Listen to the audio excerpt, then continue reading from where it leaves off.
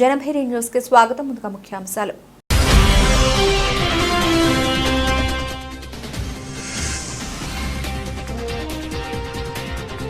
ప్రభుత్వ పాఠశాలలో artificial intelligence ద్వారా బోధన కంప్యూటర్లను ప్రారంభించిన జిల్లా collector Ashish Sangwan.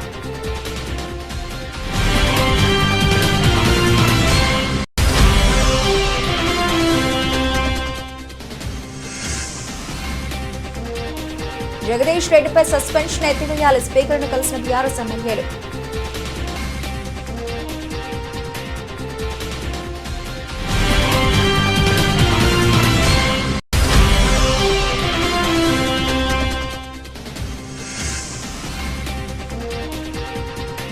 Deputy CM పార్టీకి సవాల్ విసిరిన పల్లా రాజేశ్వరరెడ్డి.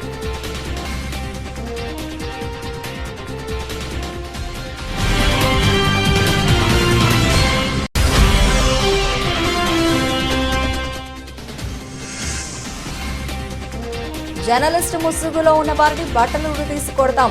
అసెంబ్లీలో సీఎం రేవంత్ ఆగ్రహం.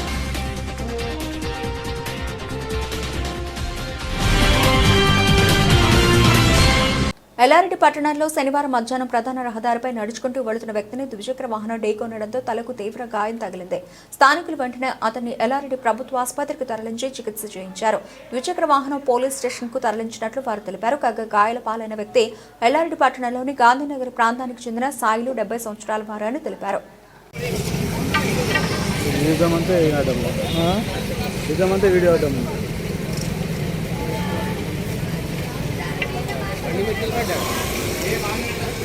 బండి కలిగిందట ఎట్లయిందే మరి.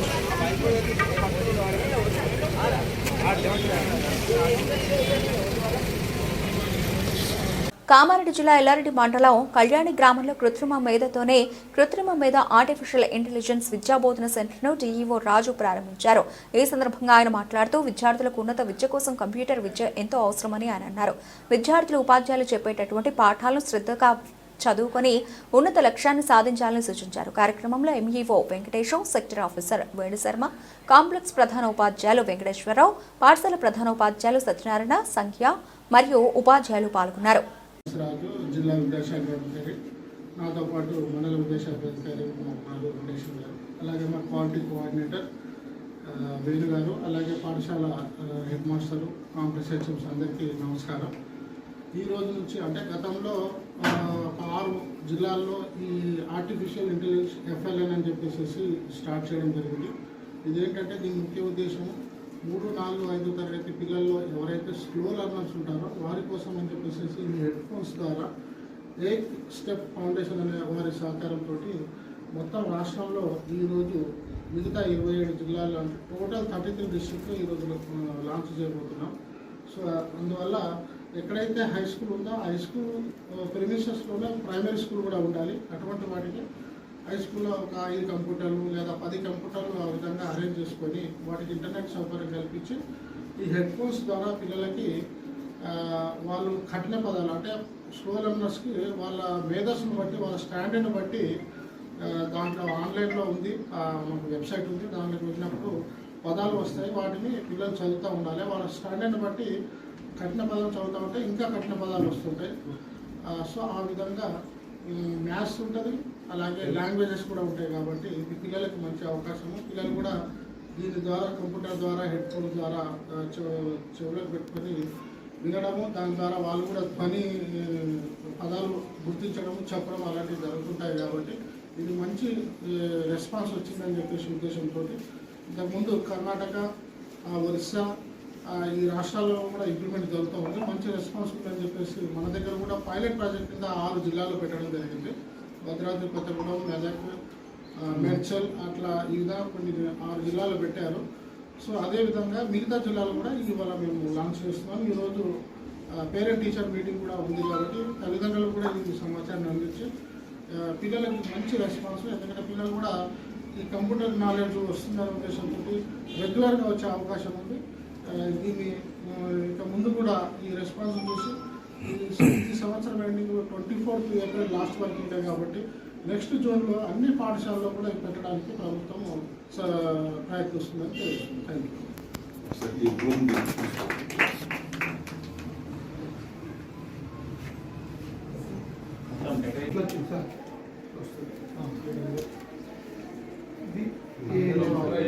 లాంగ్వేజ్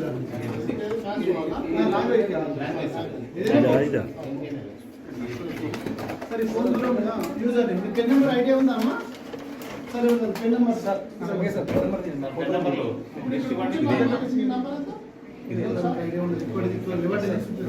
లేకపోతే యూజర్ అదనే చెప్పండి. మీరు అప్పుడు ఏం కాయని చెప్పండి. 213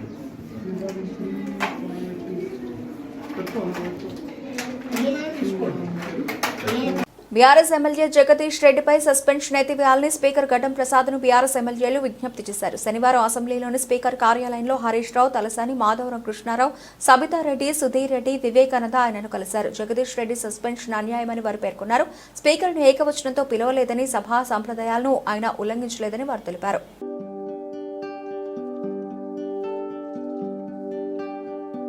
కాంగ్రెస్ పాలనపై బీఆర్ఎస్ వర్కింగ్ ప్రెసిడెంట్ మాజీ మంత్రి కేటీఆర్ ట్విట్టర్లో విరుచుకుపడ్డారు. సంపద సృష్టిస్తాం, ప్రజలకు పంచుతామని ప్రగల్భాలు పలికారు. 15 నెలల పాలనలో ఊదు కాలింది లేదు, పీరు లేచింది లేదు. 1.50 లక్షల రూపాయల కోట్లు అప్పు తెచ్చినట్లు ప్రభుత్వమే అధికారికంగా ఒప్పుకుంది. రుణమాఫీ, రైతు భరోసా, సాగునీళ్లు, పంటల కొనుగోళ్లు ఏవీ లేవు. కాంగ్రెస్ పాలన దేశ రాజకీయ చరిత్రలోనే మాయన మచ్చ అని పేర్కొన్నారు.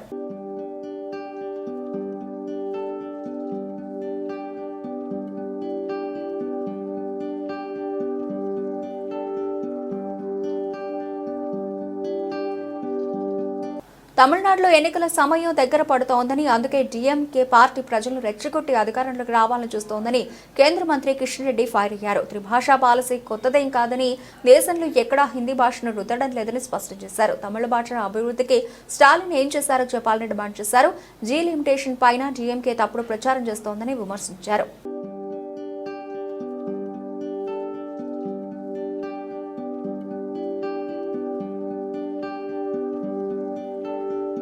బీఆర్ఎస్ ఎమ్మెల్యే పల్లా రాజేశ్వరరెడ్డి ప్రభుత్వంపై అసెంబ్లీలో మండిపడ్డారు. రుణమాఫీని నిర్లక్ష్యం చేస్తోందని ఆరోపించారు.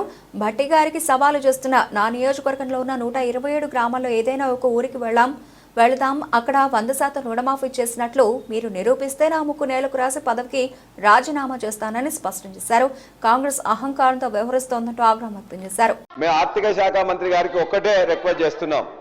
వారు చేసిన ఈ మండలంలో లేకపోతే ఈ యొక్క నియోజకవర్గంలో 20,000 చేసినాం, 25,000 చేసినాం అని చెప్పేసి అన్నారు కదా. మా జనగామ నియోజకవర్గంలో 127 గ్రామాలు ఉన్నాయి. 127 గ్రామాలలో ఏ గ్రామానికైనా ఒక గ్రామానికి రండి. ఆ గ్రామంలో 100% చేసినని చెప్పేసి అంటే నేను అప్పుడే ముక్కు నేల మీద రాస్తా, నేను రిజైన్ కూడా చేస్తా అని చెప్పి మీకు ఛాలెంజ్ చేస్తా ఉన్నా. కొందరు పెయిడ్ ఆర్టిస్టులు జర్నలిస్టుల ముసుగులో ప్రభుత్వాన్ని నిందిస్తున్నారని సీఎం రేవంత్ మండిపడ్డారు. అసలైన జర్నలిస్టులు ఎవరో గుర్తించాలి. జర్నలిస్టు సంఘాలు వారి లిస్టును మాకు ఇవ్వాలి.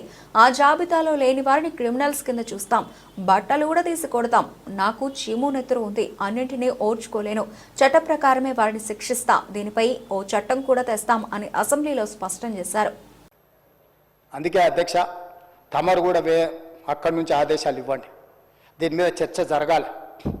మీడియా మిత్రులకు కూడా నేను అడుగుతున్నా, మీ సంఘాలు ఏవైతున్నాయో సంఘాల నాయకులను కూడా అడుగుతున్నా, ఎవరో జర్నలిస్టులు లిస్ట్ ఇవ్వండి.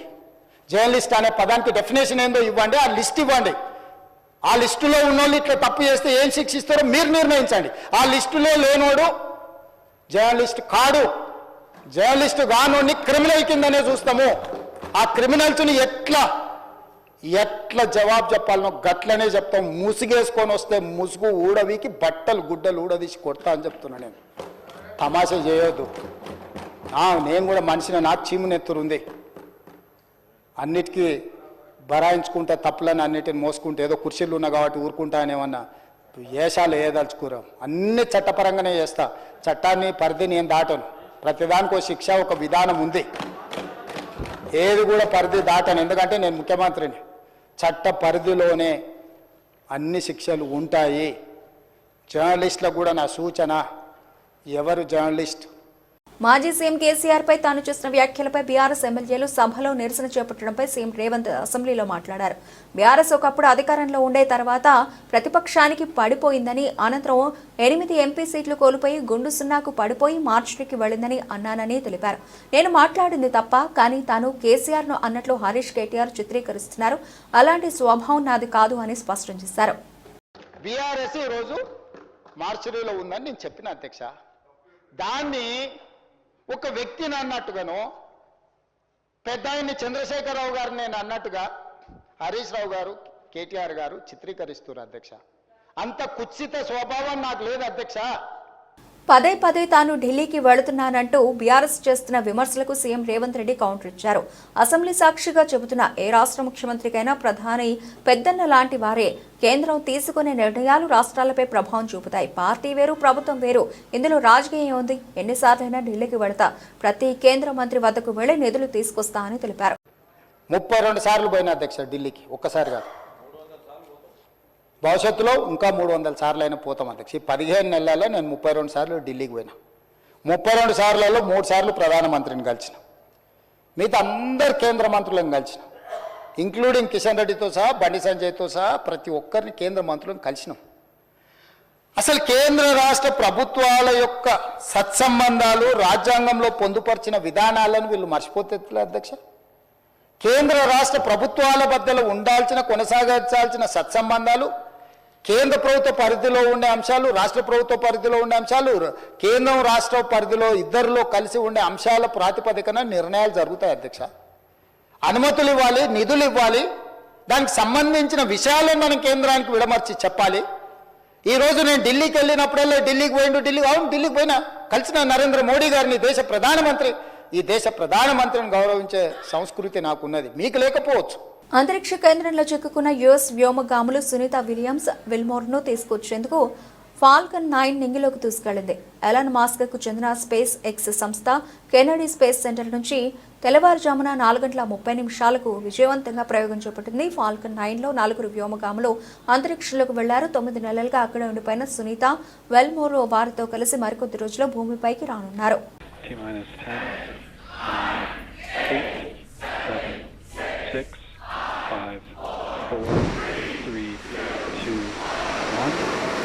Ignition and liftoff. Go SpaceX, go NASA Crew 10.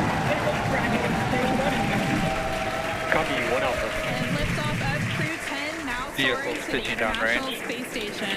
1.7 million pounds of thrust now propelling Falcon 9 and CM Revanth రెడ్డిని అరెస్టు చేయాలంటూ శనివారం బీఆర్ఎస్ పార్టీ పెద్దపల్లి జిల్లా అధ్యక్షులు రామగుండ నియోజకవర్గ మాజీ ఎమ్మెల్యే కోరుకంటి చంద్ర డిమాండ్ చేశారు. ఈ మేరకు పార్టీ శ్రేణులతో కలిసి గోదావరికని 1 టౌన్ పోలీస్ స్టేషన్లో ఆయన ఫిర్యాదు చేశారు. అనంతరం పోలీస్ స్టేషన్ ఆవరణలో ఆయన మీడియాతో మాట్లాడారు.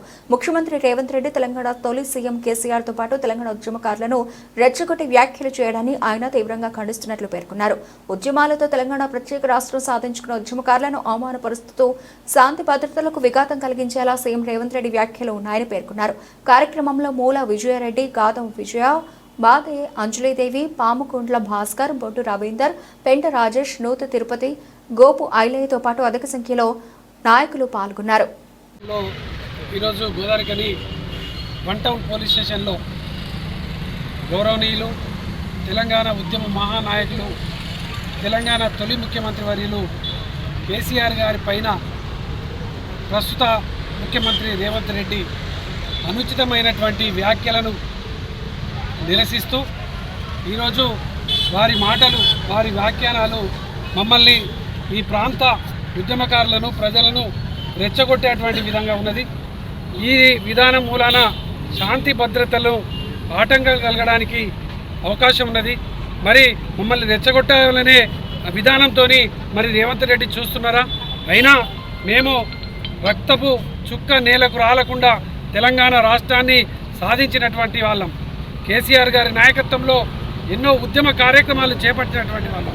ఇలా అందుకే మేము చట్టపరంగా రేవంత్ రెడ్డి మీద కఠినమైనటువంటి చర్యలు తీసుకోవాలని, మేము వారిని అరెస్ట్ చేయాలని డిమాండ్ చేస్తూ ఈరోజు 1 టౌన్ పోలీస్ స్టేషన్లో ఫిర్యాదు ఇవ్వడం జరిగింది. రాబోయేటువంటి కాలంలో ఇటువంటి వ్యాఖ్యానాలు చేయొద్దని కూడా మేము ఈ సందర్భంగా ముఖ్యమంత్రి రేవంత్ రెడ్డికి హితవు చెప్తా ఉన్నాం. పెద్దపల్లి జిల్లా అంతర్గా మండలం పెద్దంపేట గ్రామానికి చెందిన మెరుగు కుమార్ ప్రమాదానికి గురై మృతి చెందడం చాలా బాధాకరమని మట్టి దందాకు ఓ నిండు ప్రాణం పాలైందని రామగుండకు చెందిన బీఆర్ఎస్ పార్టీ నాయకులు కౌశిక హరి ఆరోపించారు. ఈ మేరకు సంఘటన స్థలం వద్ద పార్టీ శ్రేణులతో కలిసి బైఠాయించి రాస్తారోకో చేపట్టారు. మృతుడి కుటుంబానికి వెంటనే నష్టపరిహారం చెల్లించాలని డిమాండ్ చేశారు. ఈ మట్టి దందాన్ని ఇప్పటికైనా పూర్తిగా బంద్ చేపించాలని డిమాండ్ చేశారు. కుటుంబ సభ్యులు ఘటనా స్థలానికి రాకముందే పోలీసులు అత్యుత్సాహం చూపించి మృతదేహాన్ని ఆసుపత్రికి తరలించడంలో ఆంతర్యం ఏంటని ప్రశ్నించారు. మట్టి దందా పట్ల తాను గత వారమే నిరసన చేపట్టి కలెక్టర్ దృష్టికి తీసుకెళ్లినట్లు తెలిపారు. అధికారులు పట్టి పట్టనట్లు వ్యవహరించడం వల్లే ఈ రోజు ఒక నిండు ప్రాణం బలైందని ఆవేదన వ్యక్తం చేశారు. కుమార్ గౌడ్ గారు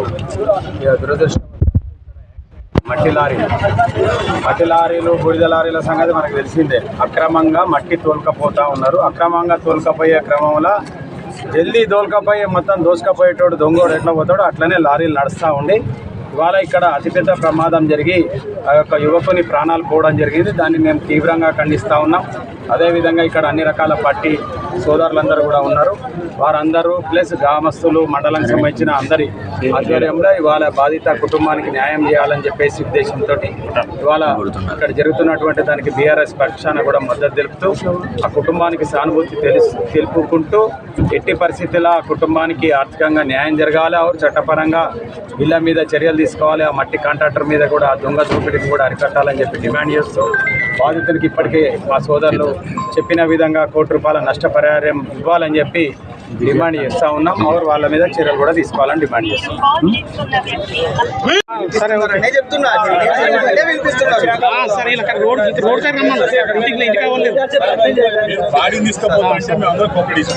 సింగరేణికి ప్రభావిత రామగిరి మండలం లద్నాపూర్ R&R కాలనీలో అవసరమైన మౌలిక వసతుల కల్పనకు చర్యలు తీసుకోవాలని జిల్లా కలెక్టర్ కోయ శ్రీహర్ష అన్నారు. శనివారం జిల్లా కలెక్టర్ కోయ శ్రీహర్ష రామగిరి మండలంలోని Singareni open cast mining 2 Ladnapur Rajapur గ్రామాలను పరిశీలించారు. ఈ సందర్భంగా జిల్లా కలెక్టర్ కోయ శ్రీహర్ష మాట్లాడుతూ లద్నాపూర్ గ్రామంలో ఉన్న ఇండ్ల కింద ఉన్న 88 ఎకరాల భూమిని సైతం తప్పనిసరిగా సింగరేణికి అప్పగించాల్సి ఉంటుందని కలెక్టర్ స్పష్టం చేశారు. లద్నాపూర్ గ్రామ R&R కాలనీ వద్ద అవసరమైన మౌలిక సదుపాయాల కల్పనకు చర్యలు తీసుకోవాలని కలెక్టర్ ఆదేశించారు. రోడ్డు మళ్లింపు, నీటి పారుదల శాఖ కాలువల మళ్లింపు చేసేందుకు అవసరమైన ప్రతిపాదనలను సంబంధిత శాఖ అధికారులు సిద్ధం చేయాలని కలెక్టర్ సూచించారు. ఈ పర్యటనలో జిల్లా కలెక్టర్ వెంట మంతని రెవెన్యూ డివిజన్ అధికారి Suresh, Singareni Ramagundam 3 area general manager Narendra Sudhakar Rao, EE R&B Bhav Singh, Ramagiri తహసీల్దార్ సుమాను, సంబంధిత అధికారులు తదితరులు పాల్గొన్నారు. ఈ రోజు R2 డివిజన్ IFTU ముఖ్యుల సమావేశం జరిగింది. యూనియన్ ఉపాధ్యక్షుడు బి అశోక్ అధ్యక్షతన జరిగిన సమావేశంలో కృష్ణ మాట్లాడుతూ Singareni chief medical officer, chief secretary officer contract పద్ధతులు తీసుకోవడాన్ని తీవ్రంగా వ్యతిరేకిస్తున్నాం. సింగరేణిలో అమల్లో ఉన్న పాత సాంప్రదాయాన్ని కొనసాగించండి. సింగరేణిలో అనేక దశాబ్దాల నుండి మెడికల్ డిపార్ట్మెంట్ను సింగరేణి కార్మికుల ఆరోగ్య పరిరక్షణకు కార్మికులు పోరాడి సాధించుకున్న అనేక డిస్పెన్సరీస్, ఏరియా హాస్పిటల్ ఆవిర్భావం జరిగే దశాబ్దాలు గడుస్తోంది. ఒక ముఖ్యమైన విభాగాలకు మీరు ప్రతిపాదించిన కాంట్రాక్ట్ పద్ధతిలో తీసుకోవడం ఏ విధంగా సరైనటువంటిది అని ప్రశ్నించారు. చాలా కాలం నుంచి అవుట్సోర్సింగ్ కాంట్రాక్ట్ పద్ధతుల్లో వివిధ విభాగాల్లో మనం మ్యాన్ పవర్తో పనులు చేసుకుంటున్నాం. కానీ ఇవాళ తాజాగా తెలుస్తున్నటువంటి విషయం ఏమిటంటే chief security officer, chief medical officer ఈ 2 స్థాయిల అధికారులకు ఇవాళ అవుట్సోర్సింగ్లో కాంట్రాక్ట్ సిస్టంలో తీసుకోవాలని చెప్పి సింగరేణి కంపెనీ చైర్మన్ అయినటువంటి బలరాం నాయక్ గారు ప్రకటిస్తున్నట్టు తెలిసింది. ఈ విధానం సరైనటువంటిది కాదు. ఎందుకంటే అనేక దశాబ్దాల తరబడి మనం సింగరేణిలో ఒక పద్ధతిని, ఒక సాంప్రదాయాన్ని మనం అనుసరిస్తున్నాం. మన డిపార్ట్మెంట్లో ఉన్నటువంటి దాంట్లో ఉన్నటువంటి సీనియారిటీని బట్టి లేదా వాళ్ళు అనుసరించేటువంటి పద్ధతుల్ని బట్టి మన సింగరేణి వైద్యుల్లోనే ఒకరిని ఎంపిక చేసి CMOగా పదవి కల్పించినటువంటి పరిస్థితిని మనం చూస్తున్నాం. అది కొన్ని దశాబ్దాలుగా కొనసాగుతుంది. అట్లనే SNPC సెక్యూరిటీ విభాగానికి కూడా మన సింగరేణి అధికారులు మాత్రమే చీఫ్ సెక్యూరిటీ ఆఫీసర్గా ఉన్నారు. కానీ ఈ మధ్యలో ఇవి రెండింటిని కూడా తీసేస్తాం, మేము కాంట్రాక్ట్ పద్ధతిలో మేము పడితేమంటే మాత్రం ఇది మేము ఒప్పుకోము. ఈ విధానాన్ని బలరాం నాయక్ సార్ గారు పునర్ ఆలోచించాలి. ఈ నిర్ణయం మన సింగరేణి కంపెనీకి ఏ విధంగా కూడా లాభదాయకమైనటువంటిది కాదు. ఇప్పటికే కంపెనీలో అన్ని విభాగాలు అవుట్సోర్సింగ్లకు పోయాయి. ఆల్ ఇండియా అంబేద్కర్ యోజన సంఘం ఆలయ ఫౌండేషన్ తెలంగాణ అంబేద్కర్ భవన నిర్మాణ కమిటీ చారిటబుల్ ట్రస్ట్ ఆధ్వర్యంలో మార్చి చివరి వారంలో ఉత్తర తెలంగాణలోని అన్ని జిల్లాల్లో మహాత్మా జ్యోతిరావు పులే, డాక్టర్ బాబాసాహెబ్ అంబేద్కర్ జ్ఞానమాల కార్యక్రమాన్ని నిర్వహిస్తున్నట్టు ఆల్ ఇండియా అంబేద్కర్ యోజన సంఘం ఆలయ ఫౌండేషన్ తెలంగాణ అంబేద్కర్ భవన నిర్మాణ కమిటీ చారిటబుల్ ట్రస్ట్ నిర్వాహకులు తెలిపారు. అంబేద్కర్ జన్మస్థలమైన ఇండోర్ జిల్లా మౌ పట్టణంలోని అంబేద్కర్ ఇంట్లో అంబేద్కర్ అస్థికల వద్ద కంకణ దీక్ష చేపట్టడం జరిగిందన్నారు. బాబాసాహెబ్ అంబేద్కర్ రాసిన రాజ్యాంగం అమలై 2024 నవంబర్ 26కు 75 సంవత్సరాలు గడుస్తున్న సందర్భంగా పెద్దపల్లి జిల్లా గోదావరిఖని పట్టణంలో నవంబర్ 26, 2024న ప్రారంభమైన పూలే అంబేద్కర్ జ్ఞానమాల కార్యక్రమాన్ని చేపట్టేందుకు తెలంగాణ, ఆంధ్రప్రదేశ్ రాష్ట్రాల నుండి దళిత బహుజన సంఘాలు ఆసక్తి చూపుతున్నాయన్నారు. కలిసి వచ్చే దళిత బహుజన అణగారిన వర్గాలతో పూలే అంబేద్కర్ జ్ఞానమాల కార్యక్రమాన్ని నిర్వహిస్తామన్నారు. అన్ని వర్గాల వారు సహకరించవలసిందిగా విజ్ఞప్తి చేశారు. డాక్టర్ బాబాసాహెబ్ అంబేద్కర్ పుట్టిన జన్మస్థలాన్ని సందర్శించడం నిజంగానే మా అదృష్టంగా భావిస్తూ ఉన్నాం. ఈ జాతిలో పుట్టినందుకు, ఈ జాతి గౌరవాన్ని పెంచిన డాక్టర్ బాబాసాహెబ్ అంబేద్కర్ భావి తరాలకు బాటలుగా ఈ దేశానికి రాజ్యాంగాన్ని అందించిన మహోన్నతమైన మహానుభావుడు డాక్టర్ బాబాసాహెబ్ అంబేద్కర్ రాబోయే తరాలకు వారి చరిత్రను పాఠ్యపుస్తకాల్లో చేర్చాలనేది ఆల్ ఇండియా అంబేద్కర్ సంఘం ఎప్పుడూ డిమాండ్ చేస్తూ ఉంది. వారి చరిత్రను, భావి తరాలను ఏదైతే సంపద ఉన్నదో ప్రకృతి తెచ్చిన సంపదను కాకుండా చదివే సంపదగా ముందుకు పోయిన డాక్టర్ బాబాసాహెబ్ అంబేద్కర్ భావి తరాలకు మరి ఎస్సీ, ఎస్టీ, బీసీ మైనారిటీలకు చదువుకునే అవకాశాన్ని కల్పించిన మహోన్నతుడు డాక్టర్ బాబాసాహెబ్ అంబేద్కర్. ఇలా చాతుర్వర్ణంలో స్త్రీకి బయటికి పోయే హక్కు కూడా లేకుంటున్న ఈ సమాజం ఈరోజు రిజర్వేషన్ ప్రక్రియంగా ఆడవాళ్ళు మగవాళ్ళతో సమానంగా ఉద్యోగాలు చేసే హక్కును కల్పించిన మహోన్నతుడు డాక్టర్ బాబాసాహెబ్ అంబేద్కర్ ఇలా పురుషునితో పాటు స్త్రీని కూడా సమాన హక్కు ఇచ్చి ఉద్యోగపరంగా కానీ, మరి పాలన పరంగా కానీ, మరి పారిశ్రామిక విధానంలో కానీ సగభాగాన్ని ఇచ్చిన మరి వ్యక్తి డాక్టర్ బాబాసాహెబ్ అంబేద్కర్. తల్లిదండ్రులు జన్మనిస్తే మరో జన్మనిచ్చి ఈ దేశాన్ని పాలించే హక్కు ఇచ్చిన మహానాయకుడు, మహాత్ముడు డాక్టర్ బాబాసాహెబ్ అంబేద్కర్. వారి చరిత్రను భావి తరాలకు, భావి విషయాలకు అందరికీ బోధించాలి. అందుకే అన్నాడు డాక్టర్ బాబాసాహెబ్ అంబేద్కర్, బోధించు, సమీకరించు, పోరాడనే ఈ మూడు వాక్యాలతోని, 3 నినాదాలతోని ఈ దేశంలో అన్ని రాష్ట్రాలను, దేశాన్ని పాలించే దిశగా బహుజనులు, దళితులు ముందుకు తీసుకుపోవాలనేదే దీని యొక్క ప్రధాన ఉద్దేశం.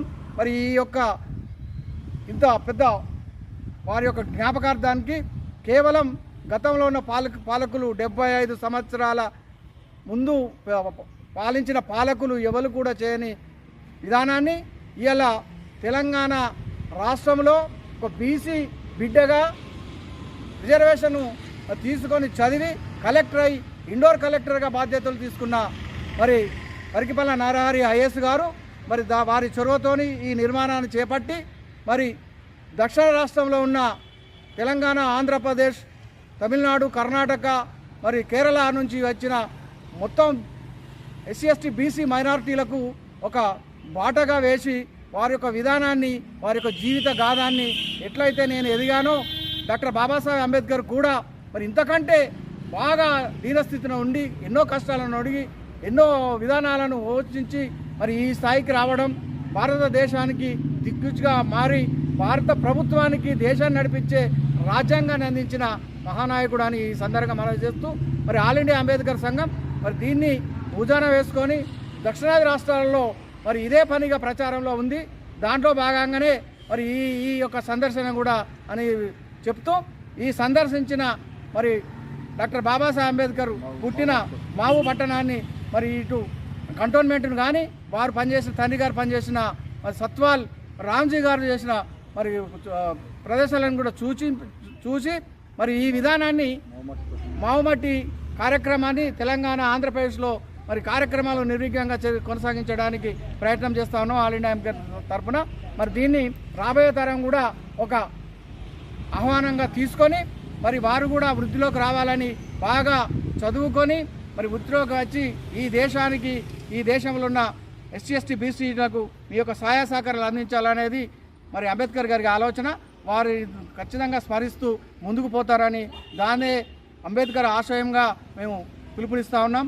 దీనికి అందరూ మరి ఒక యజ్ఞంగా తీసుకోవాలని కోరుతూ జై భీమ్లు, జై అంబేద్కర్, జై భీమ్, జై భీమ్. ఈరోజు ప్రపంచ మేధావి, బడుగు బలహీన వర్గాల ఆశాజ్యోతి, భారత రాజ్యాంగ నిర్మాత బాబాసాహెబ్ డాక్టర్ బిఆర్ అంబేద్కర్ గారి జన్మస్థలమైన మధ్యప్రదేశ్లోని ఇండోర్ జిల్లా మౌ పట్టణాన్ని సందర్శించడం జరిగింది.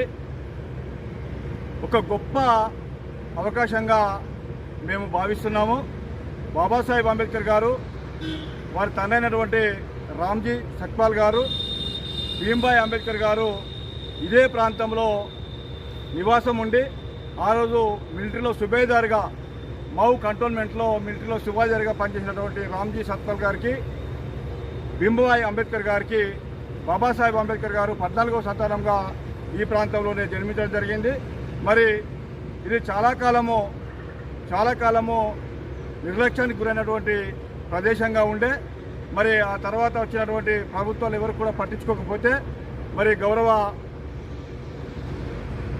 కలెక్టర్ గారు, ఇండోర్ కలెక్టర్గా పరికిపాల నరహరి సారు, తాను తెలంగాణ రాష్ట్రంలోని పెద్దపల్లి జిల్లా వసంతనగర్కు సంబంధించినటువంటి ముద్దుబిడ్డ, మరి తాను ఇండోర్ జిల్లా కలెక్టర్గా పనిచేసినప్పుడు అప్పుడు దీనికి ఒక 20 కోట్ల రూపాయలు పెట్టేసి ఈ ప్రాంతాన్ని అభివృద్ధి చేయడం కోసం చాలా కృషి చేశారు. వారికి ఈ సందర్భంగా కృతజ్ఞతలు తెలుపుతూ, అదేవిధంగా దీని ప్రారంభోత్సవానికి కూడా ఆ రోజు ఉన్నటువంటి ప్రధానమంత్రి గారిని, ముఖ్యమంత్రి గారిని పిలిచి చాలా పెద్ద ఎత్తున ఈ కార్యక్రమాన్ని నిర్వహించడం జరిగింది. మరి ఇంతటి గొప్ప బాబాసాహెబ్ అంబేద్కర్ గారు నివసించినటువంటి ప్రదేశాన్ని చూడడము మేము అదృష్టంగా భావిస్తూ, మరి భవిష్యత్ తరాల వాళ్ళు బాబాసాహెబ్ అంబేద్కర్ గారు ఏదైతే తన జాతి కోసమో, అదేవిధంగా ఈ అణగారిన వర్గాల కోసమో, ఈ భారతదేశంలో ఉన్నటువంటి అన్ని వర్గాల కోసము సేవ చేసి తను, తన భార్య, పిల్లలు, తన కుటుంబం కూడా త్యాగం చేసినటువంటి ప్రాంతం ఇది. మరి ఈ ప్రాంతానికి మేము రావడం గొప్పవరంగా భావిస్తూ, మరి బాబాసాహెబ్ అంబేద్కర్ గారి కలలుగన్న సమాజం కోసం సామాజికంగా, ఆర్థికంగా, విద్యాపరంగా, రాజకీయంగా, సాంస్కృతికంగా దళిత ప్రజలు, ప్రధానంగా బహుజన ప్రజలు రాజ్యాధికారం కోసము నిలవాలన్నటువంటి గొప్ప సంకల్పంతో ఈ కార్యక్రమాన్ని ఆల్ ఇండియా అంబేద్కర్ సంఘం పక్షాన చేస్తున్నాము. అందులో భాగంగానే ఇక్కడ ఈ ప్రాంతాన్ని నిర్వహించడం జరిగింది. గతంలో కూడా ఈ ప్రాంతాన్ని సందర్శించినప్పుడు ఈ ప్రాంతం నుండి మట్టి తీసుకొని వెళ్ళి బాబాసాహెబ్ అంబేద్కర్ గారు ఎక్కడైతే తెలంగాణ రాష్ట్రంలో, ప్రధానంగా ఉమ్మడి కరీంనగర్ జిల్లాలో మౌమట్టి కార్యక్రమాన్ని నిర్వహించి చాలా విజయవంతంగా నిర్వహించడం జరిగింది. మళ్ళీ కూడా మౌమట్టి కార్యక్రమాన్ని ప్రారంభించడం కోసము ఈరోజు ఇక్కడికి రావడం జరిగింది. మరి ఇక్కడ ఉన్నటువంటి పరిసర ప్రాంతాలన్నిటి కూడా బాబాసాహెబ్ అంబేద్కర్ తిరిగినటువంటి పరిసర ప్రాంతాలన్నిటి కూడా చూడడం జరిగింది. మరి మేము భవిష్యత్తులో చేపట్టబోయే కార్యక్రమానికి తెలంగాణ ప్రాంతానికి సంబంధించిన వాళ్ళతో పాటు, ఆంధ్రప్రదేశ్ ప్రాంతానికి సంబంధించిన వాళ్ళతో పాటు, అక్కడ ఉన్నటువంటి ఉమ్మడి కరీంనగర్, ఆదిలాబాద్, నిజామాబాద్ జిల్లాలతో పాటు అన్ని వర్గాల ప్రజలు అందరూ కూడా మాకు సహకరించాల్సిందిగా కోరుతున్నాం. జై భీమ్, జై భారత్. బులెటిన్ ముగించే ముందు హెడ్లైన్స్ మరోసారి.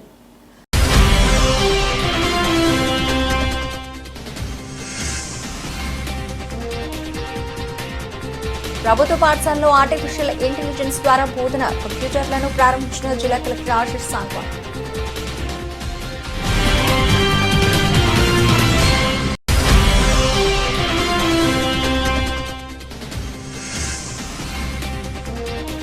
జగదీష్ రెడ్డిపై సస్పెన్షన్ ఎత్తివేయాలి, స్పీకర్ను కలిసిన బీఆర్ఎస్ ఎమ్మెల్యేలు.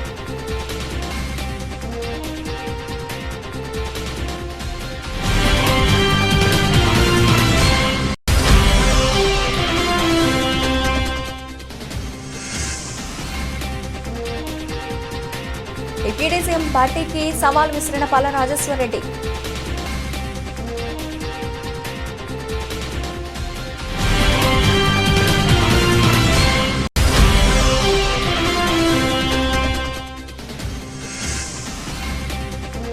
జర్నలిస్టు ముసుగులో ఉన్న వారిని బట్టలు తీసి కొడతాం, అసెంబ్లీలో సీఎం రేవంత్ ఆగ్రహం.